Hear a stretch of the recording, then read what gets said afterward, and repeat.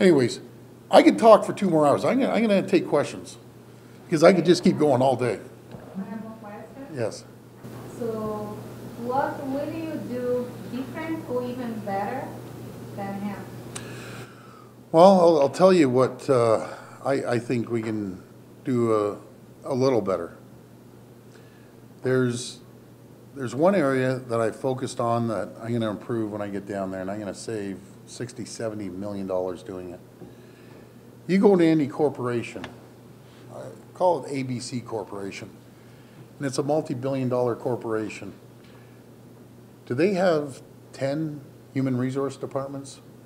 Do they have 10 purchasing departments? Do they have 10 departments that buy fleet? The answer is no. In the city buys cars. I'm going to use this as an example, batteries. They buy paper. And then we have the Toronto Police buying batteries, buying cars, buying paper. Then we go to Toronto Hydro, buying cars, buying batteries, papers. You know where I'm going, Toronto Community Housing, batteries, so on and so forth. So we have all various departments. And KPMG said consolidate it. Again, it's common sense. You have one purchasing department that buys for everyone. And Rob came up with his example. I'm going to use his example. Doug, if you go to a local store and you buy batteries, how much does it cost? Whatever, $5. He goes, and 10 of your friends buy them too. You're all paying $5. If one guy goes to Costco and buys the pack of batteries, you're going to save money. No difference in the fleet. But not only that, you cut down on the duplication of purchasing managers, assistant purchasing managers. So there's duplication in every single department. Cut down on duplication, go buy the right vehicles at a lower cost. You're saving millions of dollars. That goes for everything that we buy. Should be under one purchasing department. Should be under one fleet manager. It should be under one HR department. And yes, you can have experts in each department that can sit under one umbrella. So that's one thing I'm going to focus on. I also focus on something called Lean Six Sigma. Lean Six Sigma is methodologies used by Toyota, used by General Electric, all sorts of major corporations, driving efficiencies through process. You look at the process, and we do it at our company, Kaizen events. I'm going to give you a quick example what a Kaizen event. That camera is sitting in front of our piece of equipment, and it's filming the equipment. And all of a sudden, Joe, the press operator, runs around and says, where's the hammer? And we follow him. It's called a spaghetti chart. Wherever he goes, you're standing behind him, and you're following him with a pen. By the time you're finished, you show the team, it looks like a plate of spaghetti. That's not efficient. When Joe looks for the hammer, it should be exactly in the spot. And I remember in high school, shop class, all the hammers were all little put together, and you'd put it back up in the right spot. So it's one thing to say something for someone to do it, but you get the team involved, and Joe comes back and says, give me the tools I need. You go out, you spend a little money, you give him the tools. You organize his area, and you make sure you look at things efficiently so he has his material, he has his plates. The next time we did a Kaizen event, it was about 4 straight lines, bang, bang, bang, bang. We saved 20 minutes more on setup. That 20 minutes times 10 hours is 200 minutes times 365 days. You're saving millions of dollars on efficiencies. Every major company in the world focuses on lean practices. Everyone. And if you don't, you fall behind, you close your doors. So that's one of the areas. Yes, sir. Mr. Ford, Martin Van Densen of the Dutch Community. Yes. 4 years ago, I voted for your brother. Yes, sir. And I've been very happy what you people together, what you have done. Thank you. Now, a mayor also has to have an image as well. That's correct. And a couple of years ago, Rob started to go off the rail.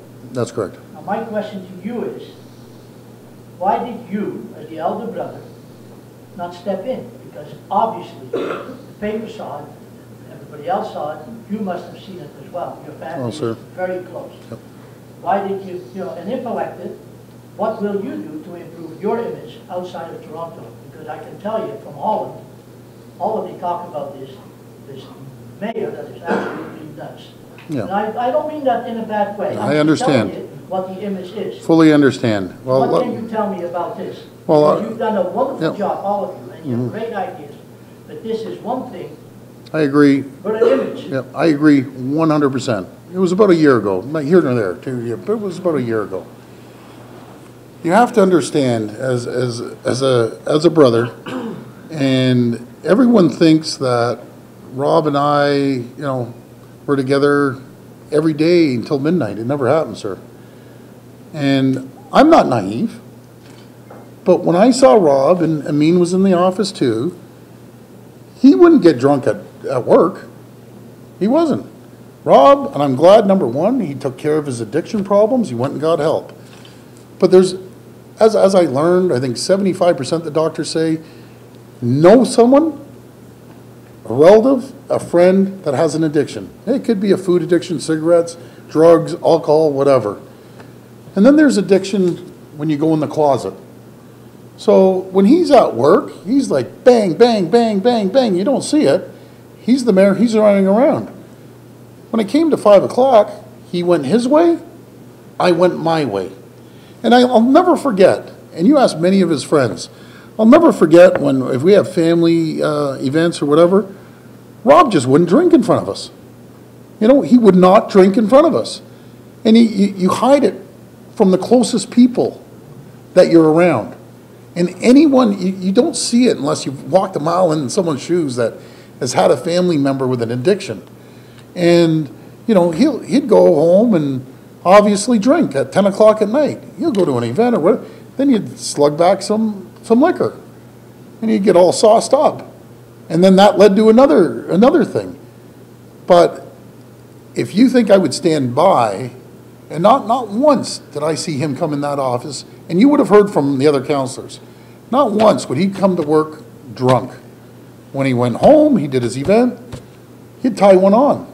And then he may do something stupid, go to a restaurant, say stupid things. Sir, without getting too personal, if you don't think there wasn't disagreements between Rob and I about this, anyone in this room's mistaken. And to the point, when he finally came up, and I saw him one day, he says, I need help. First time ever. And sometimes you have to hit rock bottom when you have an addiction to admit that you need help. I got him. We brought him in to get his help. He stood there for 2 months, and he came out, and all of a sudden, bang, the doctor, as he told me a few weeks before he found out, or when he did find out, I should say, that he has cancer, he looked at me, he says, Doug, I messed up, I apologize, but I was turning my life around. I went and got the support, and all of a sudden, bang, this hits you. As for me, I think, outside of Rob, I'm not portraying I'm some angel or something. I don't drink, sir. I never drank, even when I was 18 years old. I was the only guy in high school that would drink chocolate milk. And you wonder why I don't drink? Everyone's different. I like having control of my environment. If I have friends over, they want a glass of wine, I'll have wine in the house. I just don't drink. I want to be in control of the situation. And anyone that's known me my whole life, that's just the way I am. I don't need it. I have fun, and yes, when Fords have parties, we'll have beer, we'll have wine, everyone has a great time, but you never see me drink. Was it one of the toughest times of my entire life with our family? From my mother, that just turned 80, to my kids. Oh, you have no idea how tough it was on our family. I can assure you one thing, and I'm not insulting my brother because I love him more than anything. That's one of the huge differences between Rob and I. We're totally different. I'm going to go down throughout the world and sell this city. My background is sales and marketing. I'm going to sell this city like no one's ever sold it before in their lives. I've been down to Chicago, I went down to Austin, I went down to Cleveland, and good things happen. And I know I can sell a great product. It'd be different if we didn't have a great product. But the product are Toronto, the product are the people that live here, because every CEO I've ever talked to in the last 4 years, The first thing, I'll give you the 4 or 5 things they look for. The first thing they look at is the talent pool. We have some of the brightest people in the world right here in our city, in the GTA area especially. They look at it, is it going to be clean, safe city for some senior managers that might come from corporate office to live there? We have one of the cleanest, safest cities in the world. Is the tax rate, which plays a huge part in it. Back years ago, and it wasn't too long ago, I guess before David Miller, right around David Miller's time, companies started to exit out of Toronto. They all started to go to the 905. And I had many lunches with Hazel. And she didn't like it when I told her she kept stealing our companies. She basically said, do something about it then. We did. We started to lower our taxes. Now, companies from the 905 are flooding back in to the city. And a good example was Coca-Cola. So Coca-Cola used to be up on Thorncliffe Parkway there, and we ended up attracting them away from the 905 back into the city core now. So they're just down the street on King Street. There's numerous companies that are flooding into the city because it's a great city to live. And a lot of cities, as all of you went around the world, and I'm just using the United States as an example because it's the closest neighbor. I was down in Dallas. The city is empty at nighttime. I thought there was a problem when I first went down there, and the city is just bare, gone. Chicago's pretty lively, but not as much. And I love Chicago. But you get in the wrong neighborhood, you're in deep trouble in Chicago. I mean, serious trouble if you don't know where you're going. And New York, same thing. But I still think, I still think it's the greatest city. My point about the story is, I could drop anyone off anywhere in this city, and you're relatively safe. There are bad pockets, yes, but again, compared to other cities around the world, you could be dropped off in some pretty shady areas. You aren't coming out with your head on right. Here, anywhere in the city, you could be dropped off and be relatively safe. So we still have a safe city. Crime is dropping in the city. What bothers me the most is where I see crime with youth. And it's heartbreaking because kids at 19 or 20, are you different when you're 40 than you were 20? We're all different. But to go out and shoot each other, you got to educate. Imagine the pain the parents that these kids just got shot last week are going through right now. It's sad. So we got to do something about the shootings with the youth. That's for sure. Yes, sir. So today in the debate, you mentioned if the tax increase is above the rate of inflation, and you would have to resign. Yeah. Right? So what? The decision is made by the council. Well, that's what I clarified myself. I just want to clarify that. So the first 3 years, we ended up with an average of 1.75% on the average over 3 years, which is below the rate of inflation. If it's my decision, I will push for lower than the rate of inflation every single time. But there's politics involved. And some of these councillors want to play politics instead of doing the right thing. Did we need to increase the taxes the way they did this year? No, we didn't. It's just a poor excuse because they believe that's their money. They believe that 248, that's God-given right, that it's their money and not the people's money. And they would rather put it towards special interest and every program they can possibly think of rather than giving it back to the people. So I will vote against every single motion that they want to increase taxes above inflation. I feel I can hit the ground running. The reason I can hit the ground running and the other two needed a team, the transition team, I know these guys. I like, dislike, whatever. I know what makes them tick. I know after 4 years what makes them upset. I know what makes them happy. I know who's going to be on board and who's not going to be on board. That's what I focus on. I will give you my word, every single budget, you will hear me for the next 4 years stand up justifying why we need to keep it below the rate of inflation, making sure we keep it below the rate of inflation.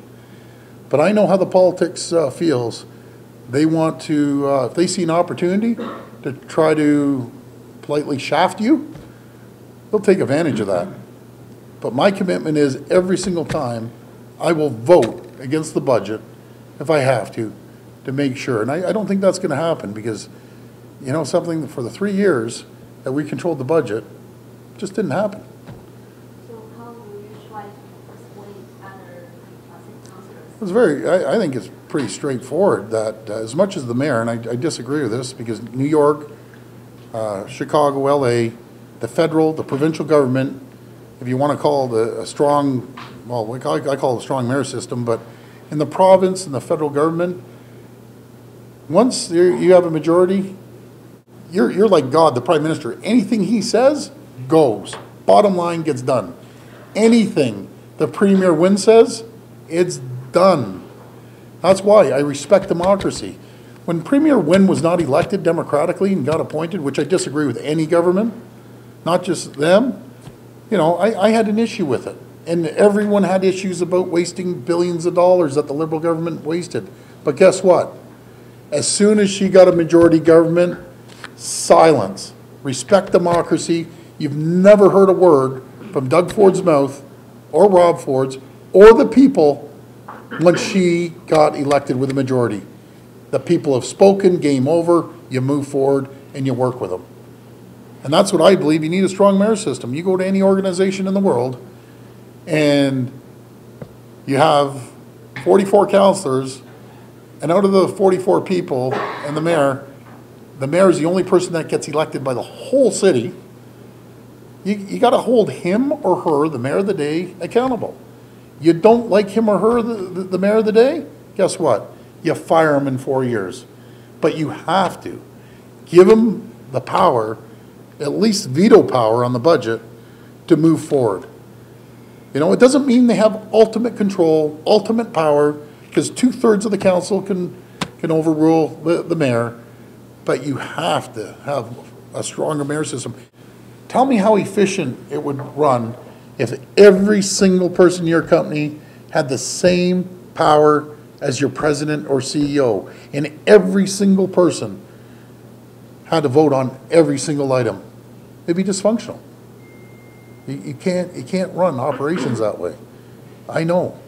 And I don't believe in you know, like a dictatorship. One guy says everything, even though the prime minister, once he says this is done, you're done. And the same, like the president. At least give the mayor veto power. At least. If you don't want to give the mayor ultimate power, give him veto power on the budget. So at least he can veto, and then it forces you to come up with a solution. But don't handcuff the mayor. It doesn't work. And everyone says, "Oh, it works." No, it doesn't work. Remember, there's only been 64 mayors in the history of Toronto. That's a small group of people. Yuba. Maybe a few words about culture, investment to education and culture. Yes, important. TTC, I understand that TTC is the main. Yeah, culture is important. Economic driver. So with arts and culture as an economic driver, I'm going to go back. So when we first got elected, you know, the arts groups and everything thought, oh my God, here comes 2 football players. They don't care about the arts. They were totally wrong. The first thing we did, we put the mayor's ball on for the arts, which I will do every year. In the private sector, we raised $1 million. Then we took it one step further. And David Miller didn't do this. The Ford administration did it. We brought the per capita spending for arts and culture from $18 up to $25. That's huge, massive. I'm going to continue supporting arts and culture in all areas. Music festival. Went down to Austin city limits. They have a music festival, but they can't afford to go buy or rent a unit of 1,000 square feet. Because in that 1,000 square feet, you have to have food grade walls. You have to have everything for food safety. So if we bought a unit this size through economic development, and we had 20 people working in it in little sectors of business, they can produce a safe food product. And these entrepreneurs start off small, and start growing, and they end up, every person. My dad started our business in our garage on a ping pong table, and then we slowly grew. That's where I believe in supporting people, especially in arts and culture, because it drives the economy huge. Really, really good. I'm big into that art. People are trying to make an educated decision with the vote push for better, represent their interest in that city, in this city. Many clubs, but one in particular called Rosedale Golf Course, that up to 1997 would not let Jewish people in their club. It's unbelievable. 1997 would not let people that quote unquote were not like them in their club. I would never be allowed in that club. None of you will see the inside of that club. It's a special group. They all stick together like this. And there's numerous clubs like that. And when I found out in 1997, you gotta be kidding me. It's that exclusive. You know, you gotta have the six-figure money to even get in there. And there's a 10-year waiting list to be part of this exclusive club. He started in 1969. His father is there. I've always said there's a difference between being entitled and being successful. Entitled, being successful. Let me tell you what the difference in my opinion is. Being successful is working at other places, as my dad taught us. I worked on St. Clair Avenue, slugging beef, going to high school on the weekends and during the week to make $12 an hour. That was a lot of money back then, by the way, $12 an hour. My dad told us, if you think you're starting in the office, you got another thing coming. You're cleaning the floors, you're emptying the garbage, you're gonna learn how to run the press. And anyone that knew my father, he was hard-nosed. We'd come home after 16 hours and you look at us asking us why we're coming home early. So let's look at the other side now. You're in private clubs since you've been 1969, exclusive group, and you go out, you get appointed, anointed, or parachuted. What 23-year-old that I know of automatically becomes the Premier's chief of staff? In my opinion, because your name's Tory. It's unheard of. Bill Davis's chief of staff was John Tory, 23. You know, you're shaking your head. And then the next job you go to, you get the commissioner of the CFL. Yes, he volunteered, but you know, you got to look at someone's resume. Then you get appointed, anointed, or parachuted into the Rogers CEO. I know the people, so a lot of people that sat when the executives in Rogers, and all of a sudden your godfather, Ted Rogers, which was his godfather to John Tory, puts him in there. Do you know how ticked off a lot of those executives were? All of a sudden this guy comes parachuting in. They're thinking that you don't have the respect for someone. And then every person, if not in the world, in the city, knows Doug Ford's resume. They know when I started, when I went to school, where I went, ba-bum, ba-bum, ba-bum. Conveniently, Mr. Tory leaves 8 years of his resume off. Imagine if you applied for a job and your boss found out later that you weren't transparent and you didn't put 8 years of your resume on.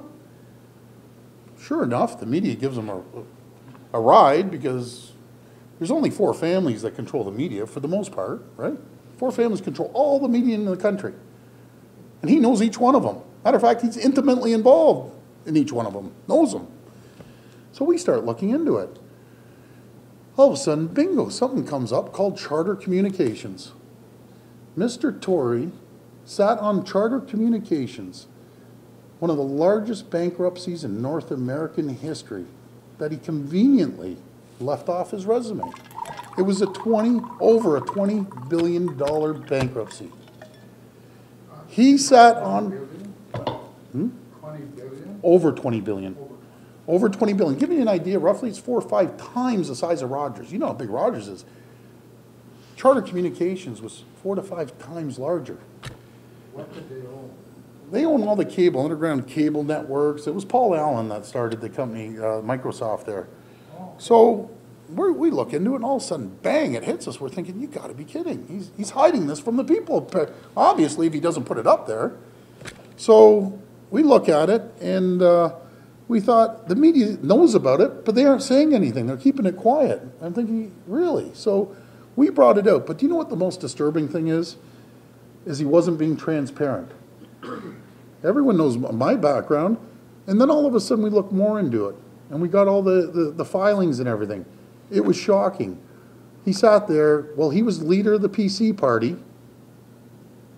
He ended up still sitting on the board when he publicly came out and said he was going to get off the board, but he still sat on the board. And then up to a month or weeks before, he knew this company was going bankrupt. People were losing their homes. People were losing their life savings. Just imagine everyone around this table. You have RSPs. Just imagine, all of a sudden, bang, one day you come out and everything you work for is gone. And then if anyone that worked there, they lost their jobs. And the things were collapsing. Well, guess what Mr. Tory did? Mr. Tory was, as they were losing their money, he was taking thousands of dollars weeks before the company declared bankruptcy. And guess what? He got up, he walked out of the door, never came back. That shows the character of a man or a woman.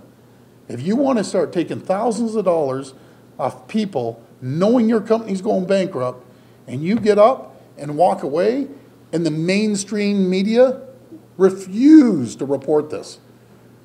Just imagine if Doug Ford ever did that. Do you know what they'd do? They'd have the rope around my neck. I'd be hanging at City Hall right now. They would. You know it. Everyone in this room knows it. They wouldn't let us get a centimeter. But there's double standards. You have to question someone's ability to run a city. If he can't run, he destroyed a $20 billion, part of it. He didn't do it single-handedly. I want to go on record. But do you know what was interesting? He sat on the board, but he sat on the audit committee. There was only 3 people that sat on the audit committee from the board. You're on the audit committee and you don't see what's going on? And then he tries to come out in the debate and says, I tried to fix the company? You didn't fix the company. You were part of it for 8 years consecutively, and as soon as everything started to go downhill, to add insult to injury, you were taking thousands of dollars in the week's ending, putting in expenses, and bang out the door. While little Miss Jones were losing their house, losing their pensions, losing their jobs. You got to really sit back and think, look at this person.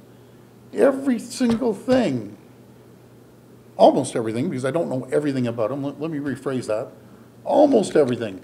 There's a reason why he lost 4 times. I believe it was 91 to 98, I believe.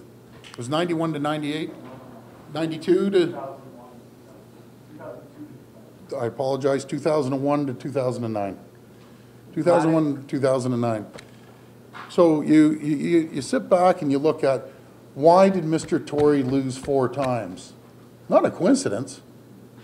You know, it's not a coincidence that he's lost 4 times. It's not a coincidence that he brought the federal government from 211 seats of Conservative Party down to 2. You know why he did it? Kim Campbell collapsed when he went after, and he always says, oh, Doug Ford's a bully. No. There's no such thing, in my opinion, as a bully in politics. There's no one's been bullied more than our family. So bullying is for a lot of kids and some adults, but no, in politics, everyone debates pretty heavily. But when you go up and you attack someone's facial mannerisms, Jean Chrétien, everyone knows the Prime Minister. It wasn't his fault. He had a disability. He went out, and do you remember those ads that he ran going after his facial expressions, mannerisms? Instantly, the Conservative Party just went right downhill. Instantly. He destroyed the provincial Conservative Party, the PC party. He got involved in the CFL and thought it was a great idea to go down to the American with Canadian football. Almost brought that to its knees. Like everything that I've seen this person get involved in, do you know what it is? He's a smooth, slick-talking politician. And some people sit back and think, oh my goodness, isn't he great? And he talks so smooth. As soon as I hear a smooth, slick-talking politician, I start going like this. because you know something's going on. It's like George Smitherman, smooth, just shoo. And then when you get all the political insiders, they all stand behind him and, oh, yeah. These are politicians supporting the politician. That scares me too. You need an outsider to come in and stand up for the people. I'm the guy who's going to have the backbone to stand up and defend the people. Two more questions, one, and we will take pictures with Mr. Ford, please, fast. Yeah. So I would like to, are you going to prepare some kind of forum of the people, let's sit down, talk about the city, how to make this, Yes, the leftist yes. propaganda is, we have the fun, Yeah. but we have to do this as a business. That's right. As everyone knows, it's the most multicultural city in the world. I call it the United Nations, Toronto. And for the most part, there's disagreements, but 99% of everyone gets along. And I explain it to my friends in the U.S. and other people from around the world that we could have someone from the Jewish community live here, Muslim community here, and for the most part, everyone gets along and shares the ideas because, as you were saying, Toronto is made up of communities, hundreds of little pockets of communities, and what is good for maybe downtown may not be good for Scarborough, may not be good for Etobicoke. But I think we sit down as a group, and I'd love to have everyone around the table, I'm fortunate enough to get elected mayor, to come up with ideas. The best ideas I get are from the people. And I would not rule out what you just told me about King and Queen. I like that idea. I would love to look at that idea because the traffic can flow a lot quicker on one-way streets. It's a lot easier. You have more safety, you have more capacity going one way. I'd like to speak to the business owners and ask them what they thought of going one way, the other way going on Queen Street.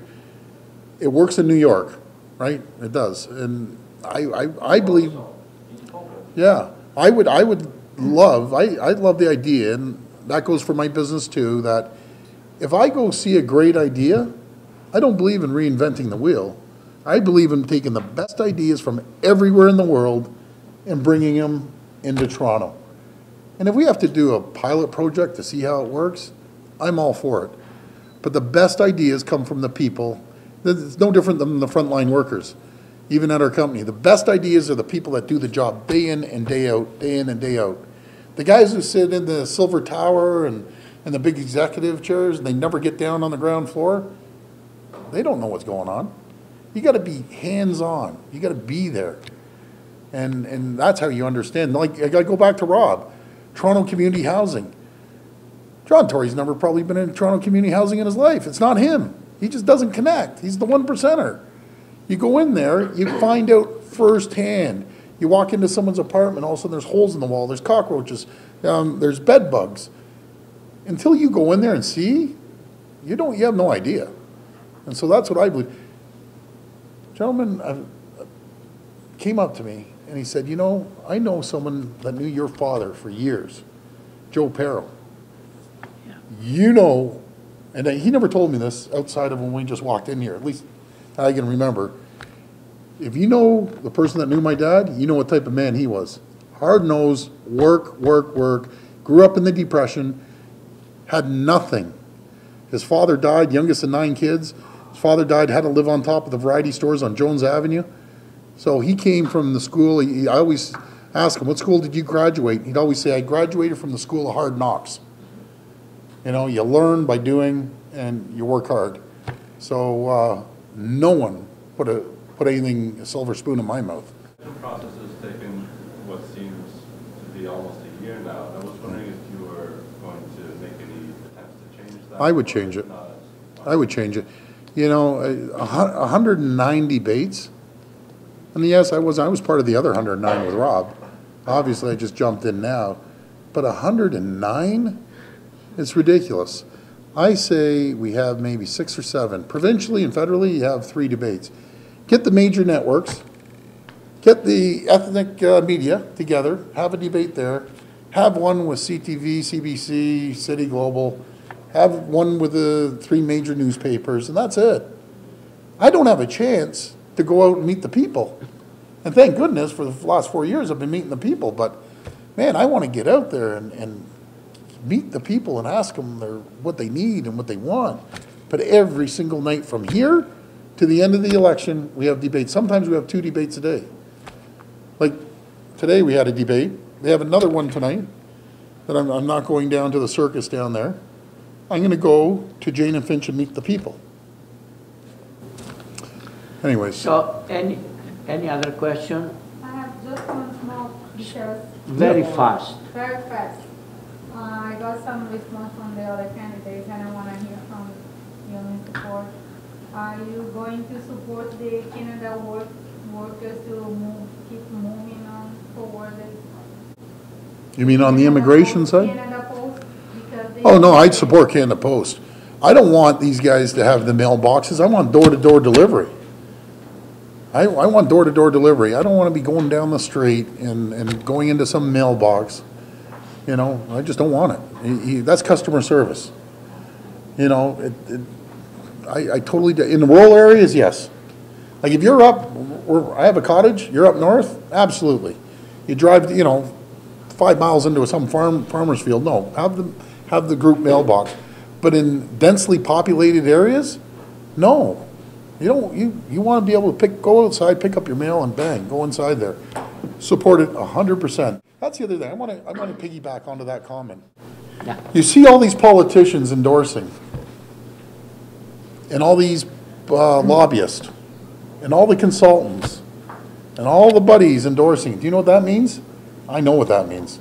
That means you ever become elected, they're standing in line with their hands out like this. Okay, I support you. Now Rob and I don't owe anyone anything. No one can buy Rob Ford or Doug Ford. No one. No political party can influence us. Not the Conservatives, not the Liberals, not the NDP. The only people that can influence us are the people. That's it, and everyone knows it. Even the Prime Minister, we were up at his cottage. And he says, do you know what I love about you and Rob? Yeah, you guys are tough and you guys get in fights. He goes, but no one can influence you guys. And I said, no one can buy us. Simple. Everyone knows it. Everyone. And nobody can buy Mr. Saras, too. Nobody can buy Mr. Saras. I'm working like his father. I'm That's working right. more than him. Yeah. I knew your father, Yeah. and I can assure you that I'm worse than him. Now, I think China's a major partner. The Chinese community is a major partner in the city. As everyone knows around this table, the Chinese people built the railroad across this country.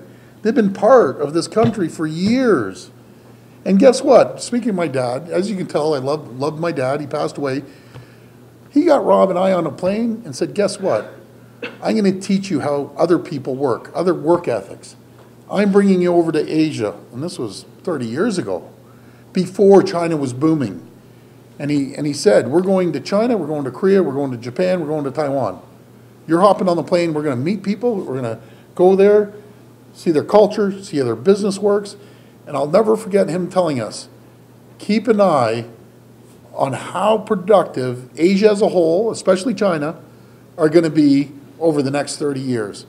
He knew something that I guess some people knew, but I didn't know at the time. What a economic power, not just China, but all of Asia will be. And you have to build up partnerships with every single country and, and also work with them on technology. I think when you put up big, huge borders and say you can't deal with anyone, I want to close the borders, no free trade, that's the worst thing you could ever do. You want to open our borders up. We can't survive with 35 million people. Our market is too small. Our country would collapse economically if we don't trade with other partners around the world. So I want to have a strong relationship, as I did with the Consul General. We get along great. Chinese Consul General. Sat down, met him numerous times, went out for lunch, met with his group, and he actually was one of the people saying, give an opportunity, let's go out for bid. You know, not exclusive, but let China have a shot at doing some tunneling. Let Spain have a shot. Let everyone come in and compete for your subway business. Yes. Thank you. Well, question. We're trading with China. Yeah. China's building, we've lost the ability to manufacture. This is a given. We Yep. don't manufacture anything. It all gets made in China. Mhm. Now, that's kind of interesting because China is able to make the product out of a lot less money than we are. Mhm. Why don't we have a equalization process that says, okay, China's labor costs $3, ours costs $10. Why don't we have a equalization process that says, okay, China's labor costs $3, ours costs $10. If that product comes into Canada, we adjust the tariff so that it gets to compete with a product made in Canada. Do you know why? Why? Because right away, they're going to put tariffs on us, on our oil, on our wheat, on our food. We ship a tremendous amount over to China. Just imagine if you had a partner of 1.5 billion people. I'd love to go into that market. And as China is growing economically, the status of families, they're growing, they're building money, and they're going out and becoming consumers, and they're buying stuff. So when we ship over our natural resources. They're not buying anything. Oh, no, they are. They are buying. They're buying a tremendous amount. They're buying all sorts of natural resources. They can buy goods. They buy technology. That's it. There's so much they buy. I would rather be having a massive partner like the United States and China and Russia and every other country open our doors, let us compete. Let us compete. We still buy our cars here. We manufacture our cars. We have to, through technology, be more competitive. Before BlackBerry, the BlackBerry that I still have here, before the management, it's kind of gone downhill, but this was the technology of the world done at University of Waterloo. This is what we can do. We have people from all over the world. Bring the most talented people here. Let them be creative on high tech. Yes, are we going to be competitive, I don't know, making this pot, or can we send it to China? Sure, maybe China can make it less than we can. But guess what? China is competing against another giant.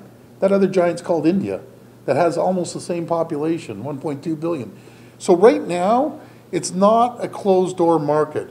We can't close our doors and say, you know, we're going to punish people if we ship it over there. We got to open our doors and have opportunities to ship our goods and our technology and all our minerals and what we have over to China, down to the U.S., over to India, and let's partner with them. But we're shipping resources, whereas Excuse me, China- let's finish.